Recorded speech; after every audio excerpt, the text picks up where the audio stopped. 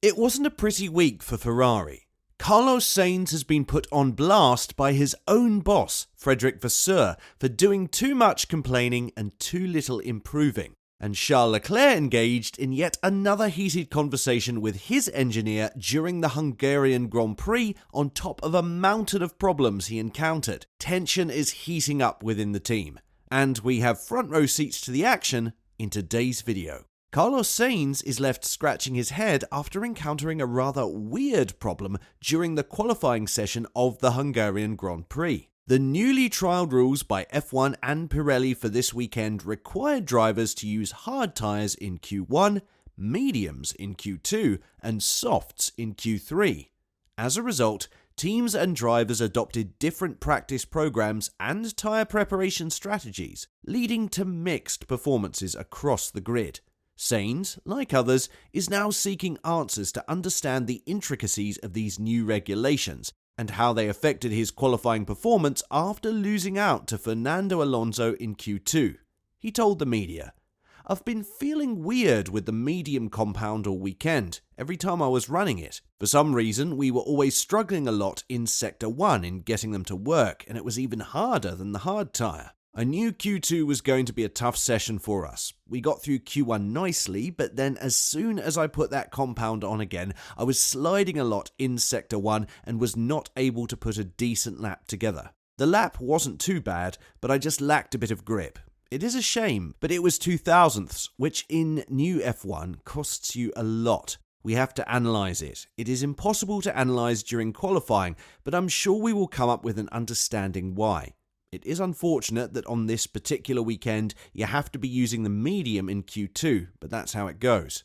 Fred Vasseur, the team principal of Ferrari, didn't hold back his frustration with Carlos Sainz following Saturday's qualifying session. The Spaniard had made excuses for not being able to progress into Q3, and this did not sit well with the Frenchman. During the post-qualifying interview, Fred Vasseur made it clear that he wouldn't point fingers at the new qualifying format for Sainz and Ferrari's underperformance. Instead, he acknowledged that their current predicament was a result of their failure to adapt to the new format, unlike some other teams who seem to have handled it better.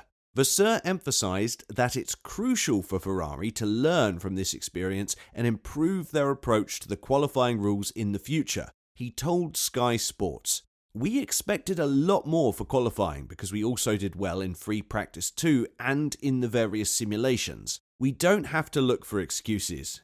If it went like this, it means that it was we who didn't work well. The new format has nothing to do with it. It's the same for everyone." During the Hungarian Grand Prix, an incident occurred involving Charles Leclerc and his race engineer Javier Pedros that caught the attention of spectators. Around the midway point of the race, Leclerc found himself falling behind his teammate Carlos Sainz after experiencing a slow first pit stop. This setback prompted Leclerc to initiate a terse conversation over the radio with his race engineer, and the exchange seemed to convey his discontent with the situation. After asking to be offset in terms of strategy, Pedros told the Monegasque driver, "We are discussing it at the end." Charles wasn't too happy with yet another dismissal from his team, so he responded with aggression in his voice when he asked, "What do you mean at the end?" In the early stages of the race, Ferrari made the decision not to switch their drivers, even though Carlos Sainz was trailing Charles Leclerc with a fresh set of soft tyres. Additionally, after the slow pit stop, the team hesitated to swap Sainz and Leclerc's positions on the track, which led to Leclerc requesting to be offset from his teammate. However, the response from Xavi, the race engineer, was somewhat ambiguous and did not provide a clear resolution to the situation. Reflecting on the post-race exchange, Charles Leclerc clarified that there was an issue with the radio communication which caused him to come across as aggressive when talking to his race engineer. After finishing the race in the 6th position on the track, Leclerc's final position was adjusted to 7th due to a 5-second time penalty for speeding in the pit lane. However, he explained that the aggressive tone during the conversation with his race engineer was unintentional and was a result of the radio problem. He said, "The problem is that we have also a lot of problems with the radio, and 1 out of 4 words is not understood by my engineer. There are just problems with our radios for 3 or 4 races, so we need to fix that. Obviously, my tone of voice is quite high because I need to make myself heard, but I just wanted to make sure that they didn't understand me wrong and that I wanted to go aggressive early and not aggressive late. So yeah, it was just about clarifying because of our radio issues. Charles Leclerc further revealed that his race was already challenging right from the start due to some unfortunate circumstances.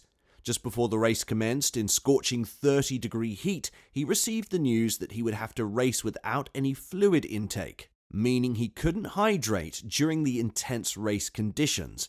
In addition to this, he had to deal with the absence of reliable radio communication, which contributed to the tense conversation with his race engineer.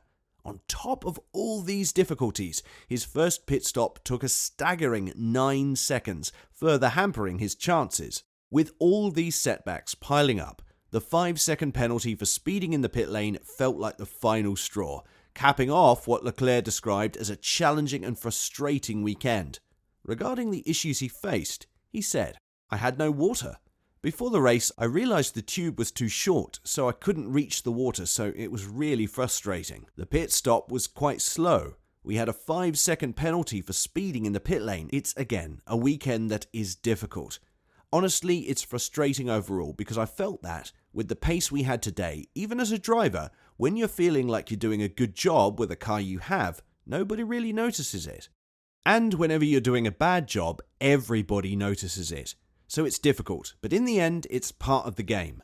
Leclerc's day in the Hungarian Grand Prix was already challenging as he was struggling with a slow Ferrari car and facing strategic battles with his team. Unfortunately, things took a turn for the worse when he received a penalty. The frustration increased when it was revealed that Leclerc had exceeded the pit lane speed limit by just 0.7 kilometers per hour. Typically, such an offence results in a fine for the team during free practice sessions, but during an actual race it carries a more significant consequence, a 5-second penalty for the driver. The penalty incurred by Leclerc during the Hungarian Grand Prix had significant repercussions later in the race. George Russell capitalised on the situation, finishing within 5 seconds of Leclerc by the end of the race. This impressive performance allowed Russell to surpass Leclerc and secure 6th place, further highlighting the impact of the penalty on the final standings. As the Hungarian Grand Prix unfolded, the Scuderia found themselves once again unable to contend for a spot on the podium. Both McLaren drivers showcased their recent surge in form, fiercely competing for leading positions during the race. With their rivals showcasing strong performances, Leclerc brought to light the need for Ferrari to respond and raise their game to remain competitive in the upcoming races. It's just up to us now to do a step forward as McLaren did. Now we are on the back foot and it's been confirmed through the last 3 weekends. There's a lot of work to do. Today, I feel like the result is much worse than what it felt like. The first stint felt pretty good. Then with the slow stop, it really put us on the back foot behind Lance. Then I had to push a lot. Then we were with Carlos and we lost a bit of time there. Then in the third stint, I pushed again and the car felt okay. I felt like the result looks worse than it actually is. But it's clear that, compared to Lando Norris especially, we are still behind. How do you read the situation over at Ferrari? Are their drivers being mishandled by the team, or are they just making excuses for falling short time and time again? Tell us what you think in the comment section down below. And, as always, don't forget to like and subscribe to the channel if you haven't. Thanks for watching.